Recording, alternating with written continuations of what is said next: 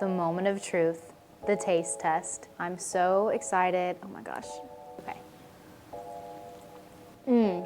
I could eat this whole batch. They're so good. So these vegan gluten-free cinnamon rolls are perfectly gooey, buttery, tender, and sweet. I make these for our holiday brunches since a few of us in our family grew into some allergies, but we've always loved cinnamon rolls from our childhood and it brings back so much nostalgia. While these are vegan and gluten-free and absolutely delicious, they are not completely whole food plant-based, but that's okay because I believe in balance and that it's okay to sometimes enjoy special treats like this to celebrate with your friends and family. Now these definitely aren't something that I would consume on a regular basis, but sometimes you just gotta enjoy life and eat something indulgent like these delicious cinnamon rolls. The first thing you wanna do is prepare your dough. You're gonna first need 2 cups of unsweetened almond milk and 6 tablespoons of vegan butter, and you're gonna put that in the microwave for about 30 seconds to 1 minute until it is lukewarm, and then add in 1 package of instant yeast. Once you have all those ingredients in a bowl, you're just going to stir it up and set it to the side for about 10 minutes so that the yeast can proof and it can get all nice and bubbly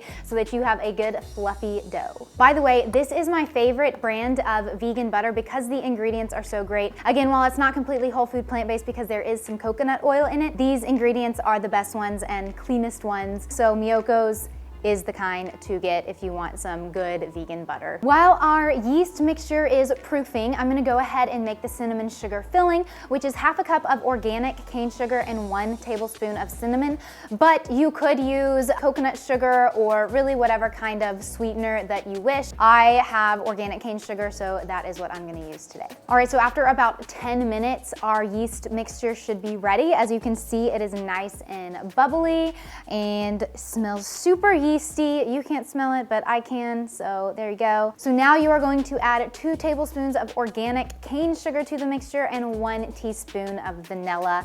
Mix that together and let it set for just another minute or so. Now it is time to get our flours together. So I am using 3 cups of gluten-free all-purpose flour and 1 cup of almond flour.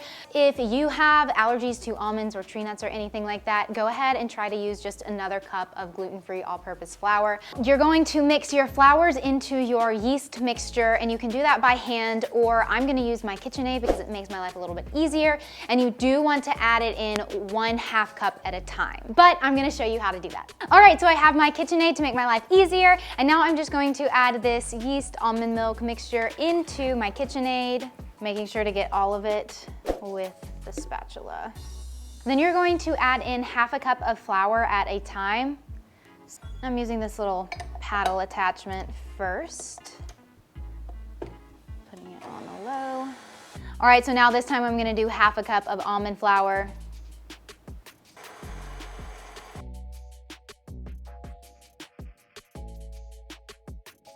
Okay, so I've added in all of the almond flour at this point, and I still have, I don't know, maybe a cup or so more to go for the gluten-free flour. But I am going to scrape down the sides and change out my attachment to the one that's better for dough. I like to start with this paddle attachment. All right, so this is the little like J hook attachment that is better for when your dough starts to get more sticky. So now I'm gonna add in the rest of my flour.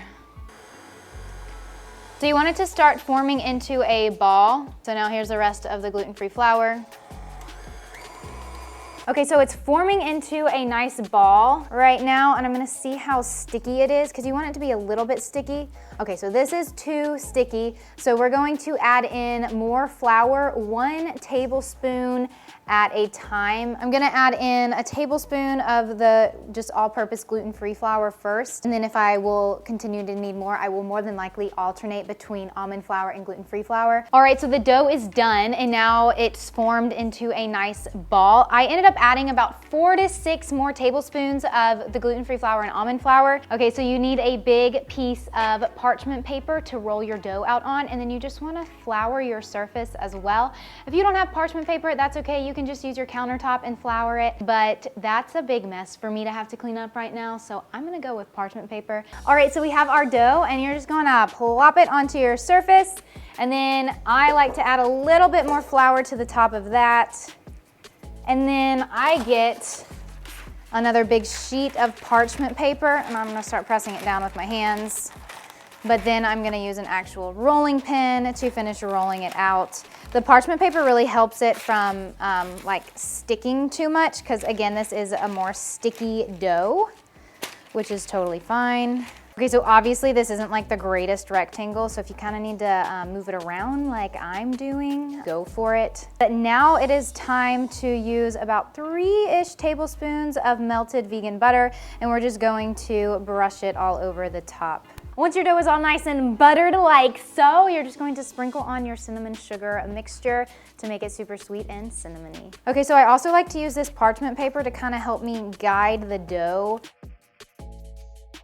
All right, so we got our dough nice and rolled up into a little log, and then I like to just cut it in half and then go from there and try to make them as even as I can. So this is what your cinnamon roll will look like once you cut it up. Okay, so now I'm just going to put the cinnamon rolls in my pans. I'm using 10-inch cake pans, and make sure you line it with parchment paper so that they don't stick to the bottom. All right, so once you have your cinnamon rolls in the pan, place them on top of your stove top. Place a tea towel on top of your pans with the cinnamon rolls in them. And then you're going to preheat the oven to 350. And so while the oven is preheating, it'll get nice and warm, creating a warm environment for your cinnamon rolls to rise a little bit. So you want to let them rise for about 30 to 60 minutes. While we wait on that, if you're looking for more vegan dessert recipes, especially for the upcoming holidays, I've created my own holiday edition of a vegan dessert book called Plant Powered Desserts that actually includes this cinnamon roll recipe along with 29 other amazing vegan desserts in it that is perfect for the holidays. And from right now until Black Friday, you can get 50% off if you use the first link in the description below. As you can see, they did rise a little bit, which makes me super happy. Also, if you have like some leftover little melted butter, you can just like spread a little bit on the tops. All right, so with the oven at 350, you're just going to put your cinnamon rolls in the oven for about 18 to 22 minutes until they're nice and golden brown. All right, so while our cinnamon rolls are in the oven baking, we are going to make the glaze.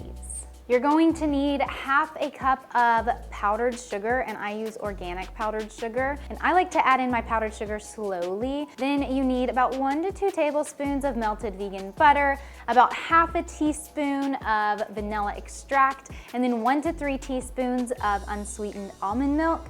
And then you're just going to whisk that all together in a bowl. Okay, so I actually decided to add in another half teaspoon of vanilla. And then also, if you're going and you realize, oh my goodness, I don't know if this is gonna be enough glaze, then just make more. Oh my gosh, these are looking fantastic. Nice and golden brown around the edges. Oh, they look so good. So the cinnamon rolls are beautiful and golden brown, and now it's time to put the glaze on top. The moment of truth, the taste test. I'm so excited. Oh my gosh, okay. I could eat this whole batch. They're so good. You wanna try it, Tanner? Hopefully you liked these cinnamon rolls, and if you make them at home, go ahead and comment down below and let me know how they were for you. Also, if you're wanting some more vegan plant-based desserts, then don't forget about my plant-powered desserts recipe book that is 50% off from now until Black Friday, and that is in the description below. So click that link and get you some more desserts. Also, if you like this video, go ahead and click the like button, subscribe to my channel, and turn on post notifications so that you never miss a video from me. I will see y'all next time.